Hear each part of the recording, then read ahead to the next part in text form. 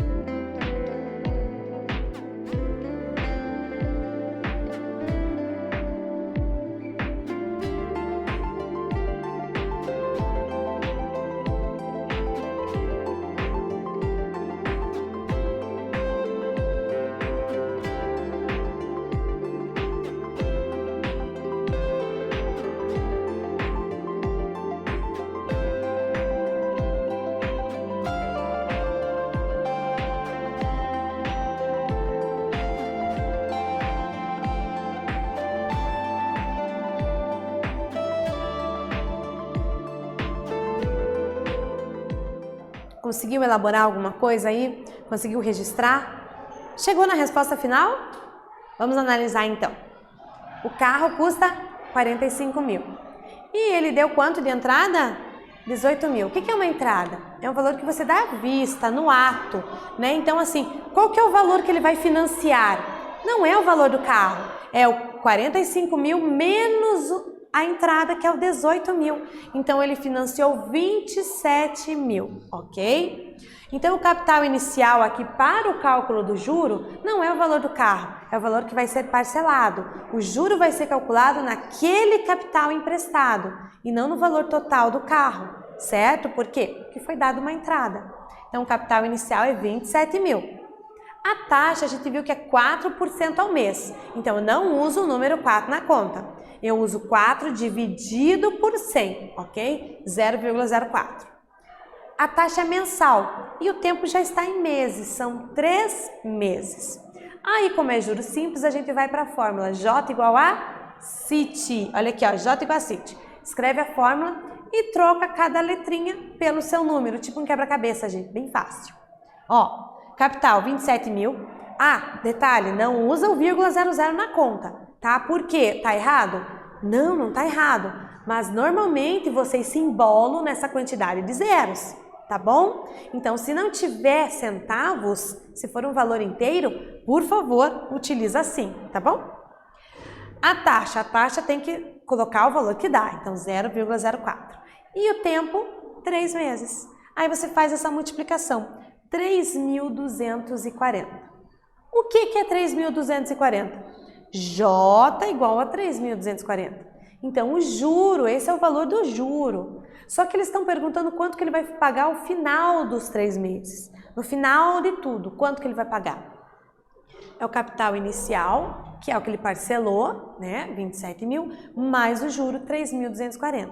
Então, ele vai pagar 30.240, ok? Então, esse vai ser o valor que ele vai pagar após 3 meses.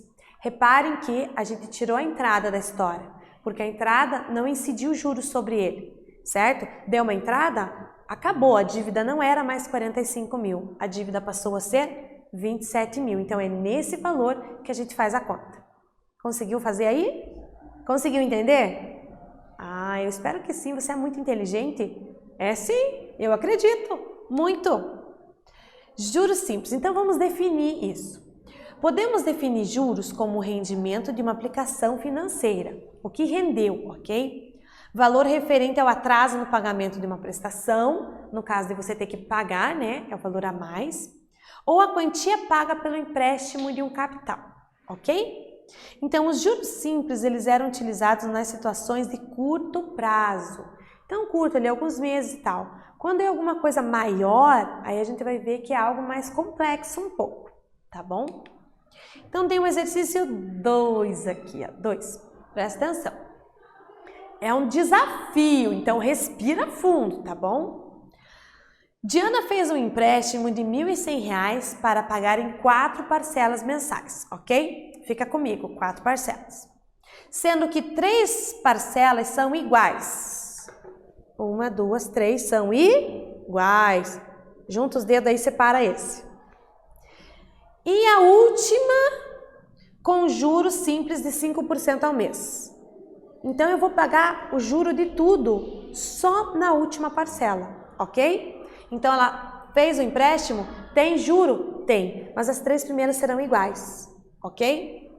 Qual o valor de cada uma das 3 primeiras parcelas e do último pagamento? Como é que eu faço essa conta, hein? Não vou pagar juros sobre as 3 primeiras, vou pagar tudo o juro lá na última. Como que vai ficar? Eu vou dar um tempo para você pensar aí. Pensa aí, registra o que você entendeu e eu já volto.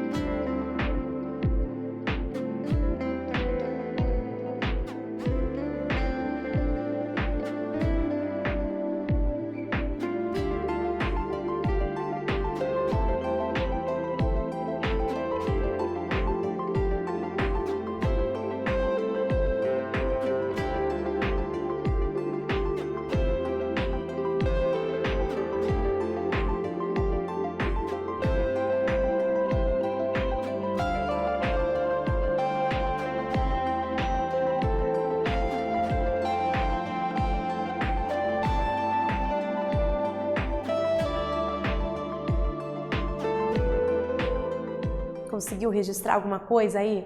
Pensar, anotar? Vai rabiscando. Então vamos analisar. Ela emprestou 1.100 e vai dividir em 4 parcelas. Ela fez um combinado lá com a pessoa que ela vai pagar, certo? Ela vai pagar as 3 primeiras parcelas sem juro e pagar todo o juro lá na última. De repente ela estava apertada aqueles 3 meses, foi um combinado, ok? E daí a pergunta é, qual o valor de cada uma das 3 primeiras que são iguais e da última que vai ter o juro, ok? Por isso que, logicamente, é diferente. Então, vamos analisar aqui, ó. Então, eu tenho 1.100 dividido em 4 parcelas. Então, 275 mensal, ok? Beleza. As 3 primeiras parcelas não terão juro, então elas serão iguais. Então, 275 vezes 3, as 3 primeiras dá 825, ok? Beleza. Então, nós vamos calcular o juro dessas 3, porque ali não está dizendo que não tem juro nas 3. Tem sim. Então, ó, J igual a CIT. Qual é o capital? 825 das 3. O juro, a taxa, é 5% ao mês. Então, 5 sobre 100 é 0,05. E o tempo? 3 meses, são essas 3, ok? Então, calculando ali, eu tenho R$ 123,75, que é o juro das 3 parcelas, ok? Beleza, ela não vai pagar, mas esse é o juro, tem o juro. Aí, nós vamos lá para a 4ª parcela. A 4ª também é 275. A taxa, 5%, então 0,05. Mas é só um mês, a última, a 4ª. Então, o juro vai dar R$ 13,75. Então, esse é o juro da última parcela, ok? Então, por que eu preciso fazer essas contas? Porque o juro sempre incide no capital que eu estou devendo. Conforme vai diminuindo o que eu estou devendo, o juro também vai diminuindo, tá? Então, R$ 123,75 é o juro das 3 parcelas. R$ 13,75 é o juro só da 4ª parcela, é menor, porque agora o valor que ela está devendo é só 275, não é mais 1.100 e nem 825, por isso que diminuiu.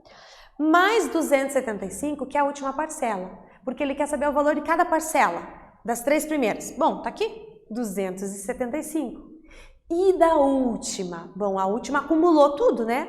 A última tem que pagar a parcela, o juro dela e o juro das anteriores. Então, a gente soma tudo.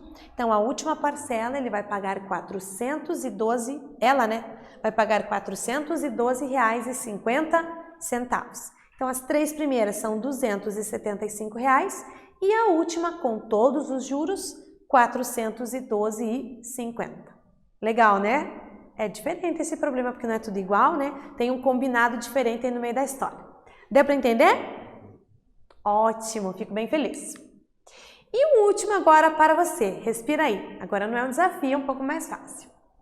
Para obter 7.500 de juro em 5 anos, a uma taxa de 15% ao ano, então repare que agora nós estamos trabalhando com o período de ano, tá? Quanto devo aplicar? Então repare, ele me deu o juro, me deu o tempo, me deu a taxa e está dizendo quanto que eu devo aplicar no começo. Está perguntando o capital inicial. Faz a conta aí que eu já volto.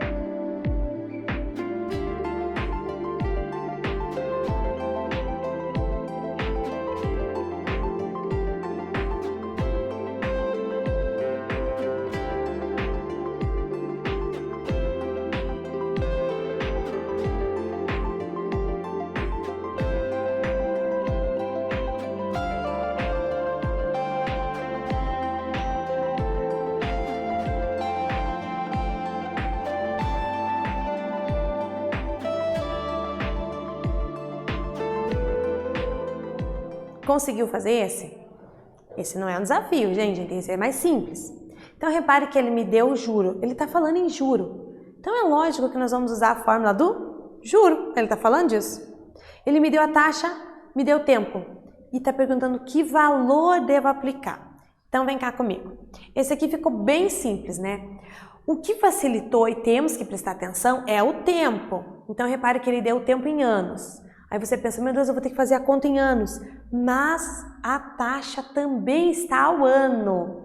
Então, se a taxa tivesse mensal, vamos pensar, se a taxa tivesse mensal e o tempo em anos, ia ter que transformar na mesma unidade. O jeito mais fácil é sempre transformar na unidade que é menor. Então, se fosse meses, 5 anos, cada um desses 5 anos tem 12 meses. Então, 12 vezes 5 seria 60 meses. Então, o tempo que você iria utilizar em números seria 60 e não 5, tá bom? Então, sempre repare na unidade do tempo e da taxa. Tem que bater. Se não bater, você transforma. Transforma o quê? A unidade que é maior na unidade que é menor, ok? Beleza. Tendo isso, então, vamos tirar os dados do problema para organizar esse negócio. O juro, ele diz que é 7.500. Então, escreve lá, J igual a 7.500. O tempo, 5 anos. A taxa, 15% ao ano. Então, já vi que bateu, ótimo, não preciso transformar. Mas eu não vou usar o número 15, lembra disso? É 15%, bem paranaense, por cento. Então, você vai dividir por 100, 0,15. E ele quer o capital inicial. Então, repare como tirando os dados e escrevendo, fica muito simples de você jogar na fórmula. Bem importante essa dica aqui, hein? Tá? Então, ó, J igual a CIT é a fórmula, troca cada letrinha pelo seu número. Então, o J é 7.500, o capital eu não tenho, então você pode usar C, mas pode usar qualquer outra letra. O I é taxa, o T é o tempo. Então, ó, C vezes 0,15 vezes 5, 0,75C. Equação do primeiro grau, letra para um lado, número para o outro, passa dividindo, eu tenho um capital de 10.000. Então, para que eu tenha um juro de 7.500 em 5 anos a essa taxa, eu preciso aplicar 10.000. Veja como ficou bem tranquilo, ok? Nesta aula que vimos, cálculo de juros simples em situações problemas, definição de montante. O montante, a gente pode não usar a palavra, mas é o valor que eu tenho sempre no final, que eu junto o capital com o juro, ok? Bem importante, espero você na próxima aula, espero que tenha entendido. Até mais!